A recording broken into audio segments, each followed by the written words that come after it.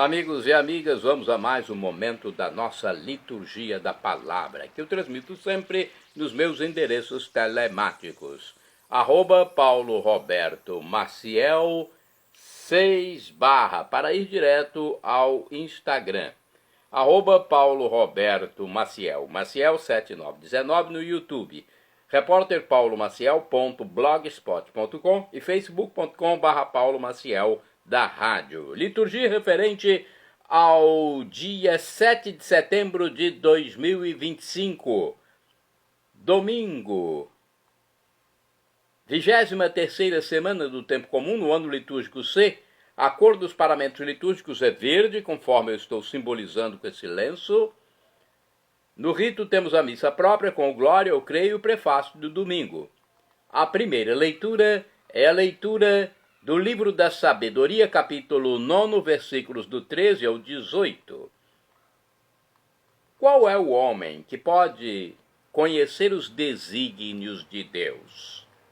Ou quem pode imaginar o desígnio do Senhor?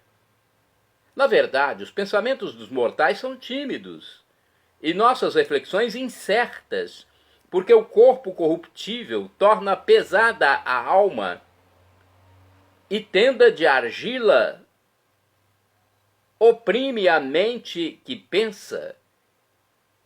Mal podemos conhecer o que há na terra e com muito custo compreendemos o que está ao alcance de nossas mãos. Quem, portanto, investigará o que há nos céus?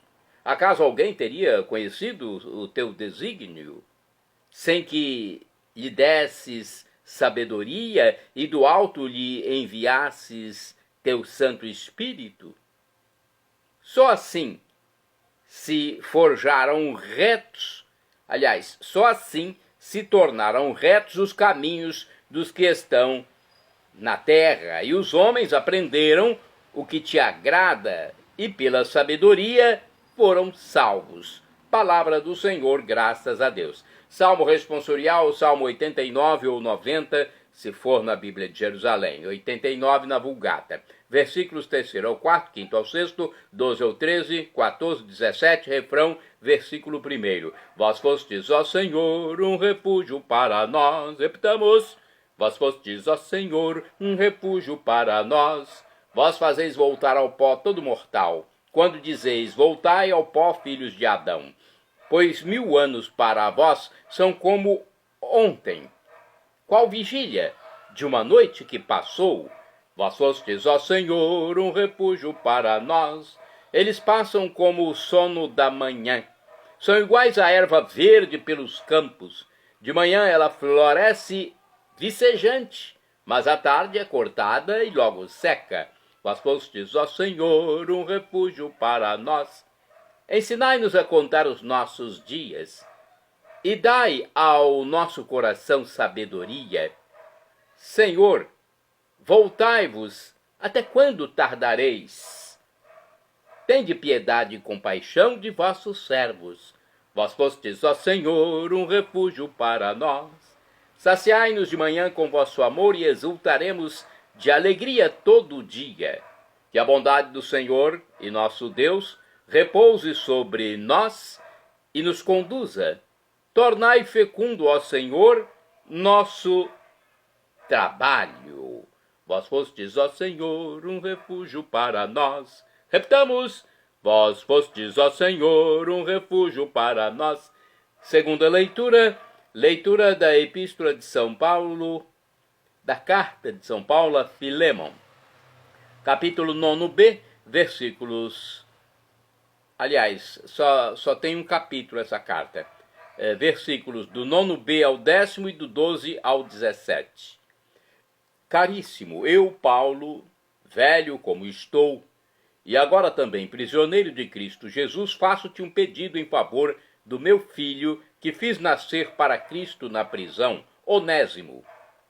Eu o estou mandando de volta para ti. Ele é como se fosse o meu próprio coração. Gostaria de tê-lo comigo, a fim de que fosse teu representante para cuidar de mim nesta prisão que eu devo ao Evangelho. Mas eu não quis fazer nada sem o teu parecer, para que a tua bondade não seja forçada, mas espontânea. Se ele te foi retirado por algum tempo, talvez seja para que o tenhas de volta para sempre, já não como escravo, mas muito mais do que isso, como um irmão querido, muitíssimo querido para mim, quanto mais ele o for para ti, tanto como pessoa humana, quanto como irmão no Senhor. Assim, se estás em comunhão de fé comigo, recebe-o como se fosse a mim mesmo. Palavra do Senhor, graças a Deus. E agora o Evangelho, escrito por São Lucas, capítulo 14, versículos do 25 ao 33. Vamos, inicialmente, aclamar o Evangelho. Aleluia, aleluia, aleluia, aleluia, aleluia, aleluia, aleluia, aleluia, aleluia, aleluia, aleluia. Fazei brilhar vosso semblante ao vosso servo, e ensinai-me vossas leis e mandamentos. Aleluia, aleluia, aleluia, aleluia, aleluia, aleluia, aleluia, aleluia, aleluia, aleluia, aleluia. O Senhor esteja convosco. Ele está no meio de nós. Proclamação do Evangelho de Jesus Cristo segundo São Lucas. Glória a vós, Senhor. Pelo sinal da Santa Cruz, livra-nos Deus, nosso Senhor, dos nossos inimigos. Naquele tempo, grandes multidões acompanhavam Jesus. Voltando-se, ele lhes disse: se alguém vem a mim, mas não se desapega de seu pai, sua mãe, sua mulher e seus filhos, seus irmãos e suas irmãs, e até da sua própria vida, não pode ser meu discípulo. Quem não carrega sua cruz e não caminha atrás de mim, não pode ser meu discípulo. Com efeito, qual de vós, querendo construir uma torre, não se senta primeiro e calcula os gastos para ver se tem o suficiente para terminar? Caso contrário, ele vai lançar o alicerce e não será capaz de acabar. E todos os que virem isso começarão a caçoar, dizendo: este homem começou a construir e não foi capaz de acabar. Ou ainda, qual o rei que, ao sair para guerrear com outro, não se senta primeiro e examina bem se com 10.000 homens poderá enfrentar o outro que marcha contra ele com 20.000?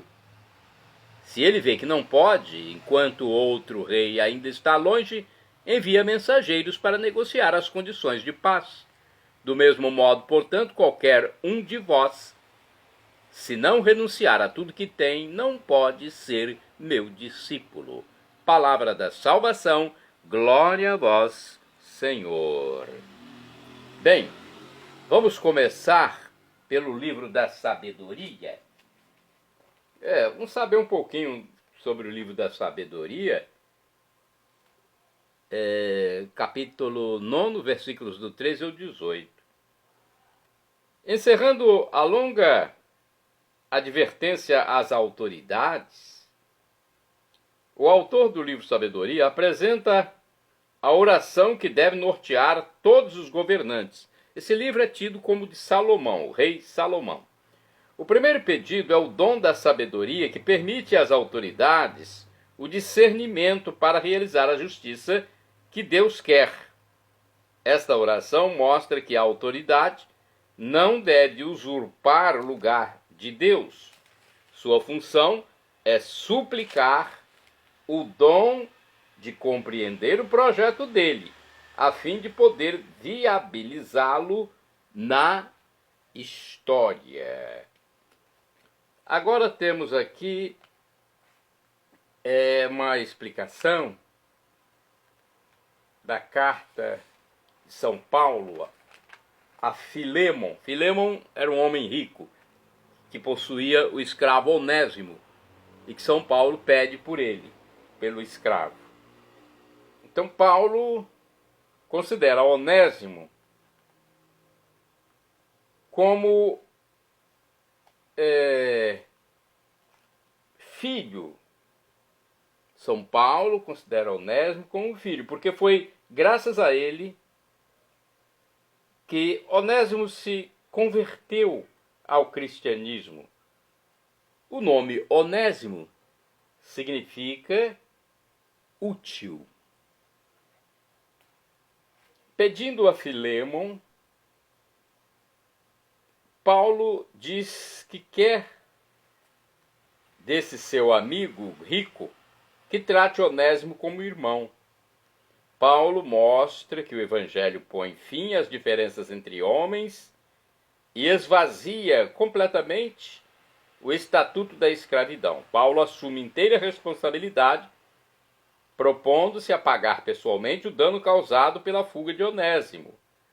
Mas lembra também que Filémon foi convertido por Paulo, a quem deve por isso a própria vida.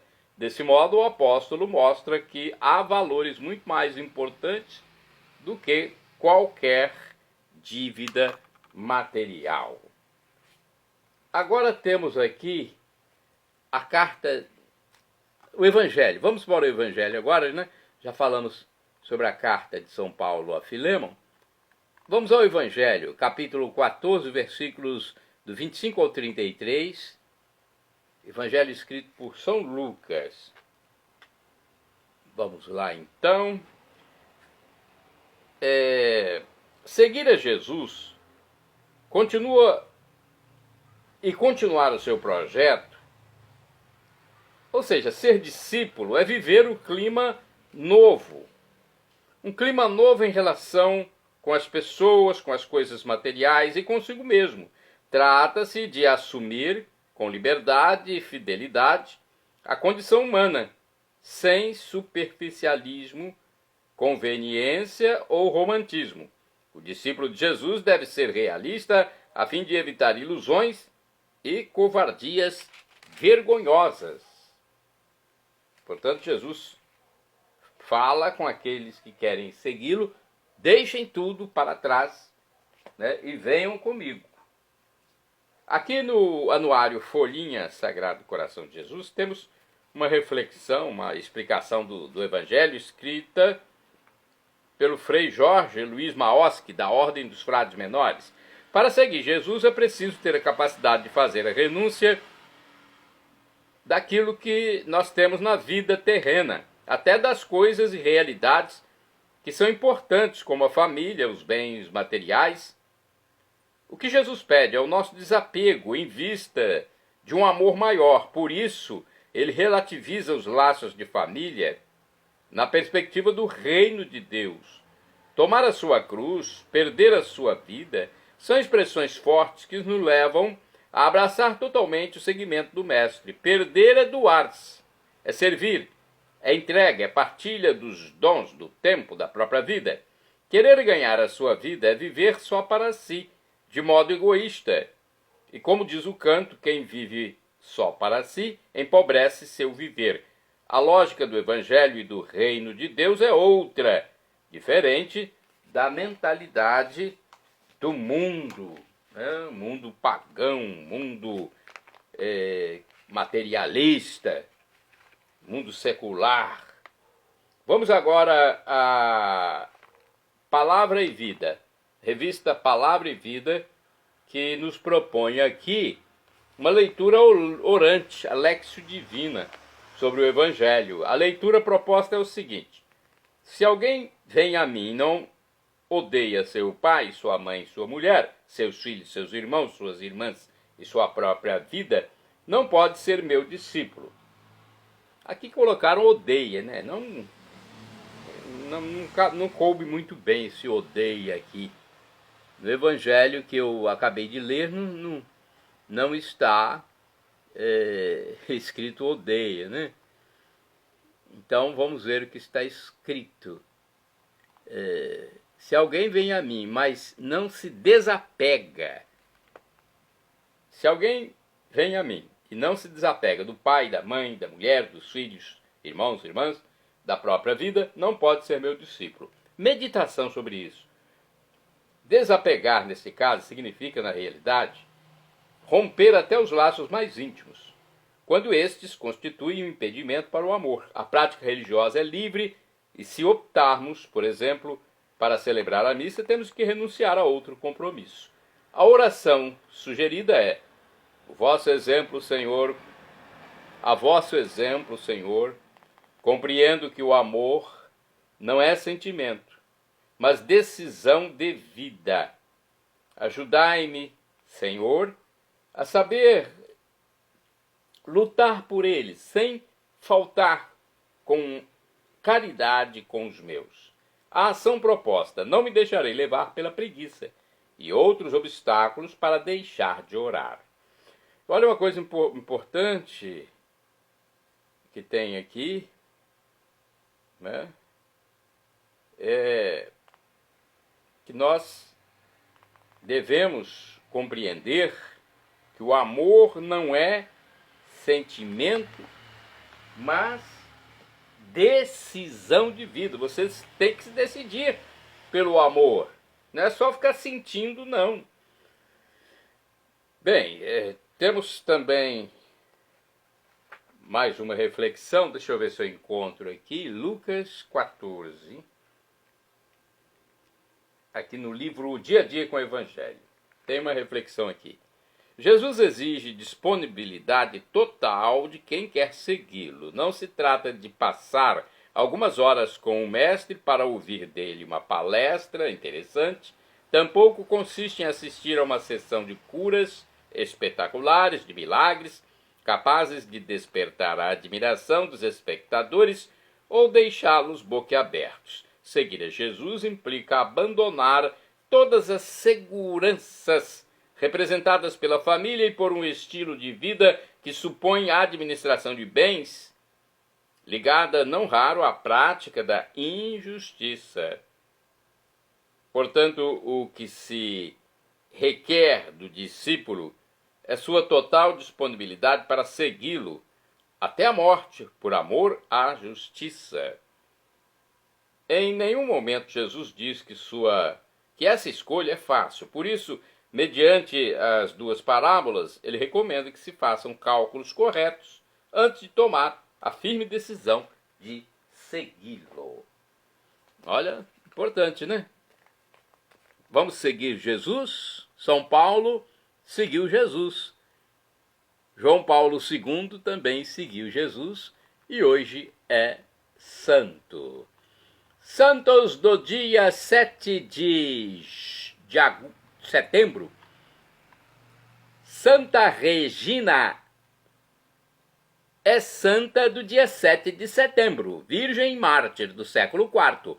De acordo com o site conventodapenha.org.br, em texto do padre Evaldo César de Souza, missionário redentorista, Regina viveu no século III na França. O seu nascimento foi marcado por uma tragédia familiar. Sua mãe morreu durante o parto. Para criar a neném, foi contratada uma ama de leite, que era cristã, e educou a menina nos caminhos da fé. A cada dia se tornava mais piedosa e tinha a convicção de que queria ser esposa de Cristo. Nunca aceitava o cortejo dos rapazes que queriam desposá-la. Regina simplesmente se afastava de todos, preferindo passar a maior parte do seu tempo reclusa, em seu quarto, em oração e penitência. O seu pai era um servidor. Olha a história do pai, né? Era um servidor do Império Romano e passou a insistir para que ela aprendesse a reverenciar os deuses pagãos. Até que um dia recebeu a denúncia de que a sua filha Regina era uma cristã. Já pensou? Ele servia ao imperador pagão, recebeu a denúncia de que a filha era cristã. No início não acreditou, mas diante dos fatos acabou denunciando a própria filha. Regina sofreu todos os tipos de torturas e depois foi decapitada. Puxa vida, hein? É a nossa santinha, Santa Regina, mártir, rogai por mim, rogai por nós. Santo do dia 7 de setembro, São Clodoaldo, presbítero, morreu em 560. Foi neto da rainha Santa Clotilde, na França. Desprezou as dignidades reais e abraçou o sacerdócio. De acordo com o site revistabarroco.com.br, Clodoaldo foi criado em Paris, na França, por sua avó, Santa Clotilde. Ele possuía 2 irmãos, os quais foram assassinados por seu tio Clotário. Clodoaldo sobreviveu porque conseguiu fugir para a Provença. Ele renunciou ao trono e se tornou um estudioso eremita e discípulo de São Severino de Nórica. Visitado por muitas pessoas, especialmente para ouvir conselhos e obter curas, na verdade o eremita não ganhou nada mantendo-se distante da sociedade. Ele então retornou a Paris, onde foi recebido com alegria. Atendendo a pedidos populares, Clodoaldo foi ordenado sacerdote no ano de 551 pelo bispo Eusébio de Paris, tendo servido a igreja por algum tempo. São Clodoaldo criou um santuário em Nogent-sur-Seine, onde atualmente são mantidas suas relíquias. A vila onde fica seu túmulo foi rebatizada com o nome de Saint-Claude. Significa São Clodoaldo. Vamos a mais um santo. Santo do dia 7 de setembro, São João de Lodi, bispo. Morreu mais ou menos no ano 1106. Foi discípulo de São Pedro Damião, nomeado bispo de Gubbio, na Itália. João de Lodi praticou eximiamente a caridade. Santo do dia 7 de setembro, Santo Estevão de Châtillon, bispo. Morreu em 1208. Châtillon ou Châtillon. Foi monge cartucho, elevado a bispo de Die, na França. Governou santamente a diocese sem abandonar a austeridade da vida monacal. Santos do dia 7 de setembro, São Marcos Crisino, Santo Estevão Pongrax e São Melchior Grodziek, presbíteros e mártires. Morreram em 1619.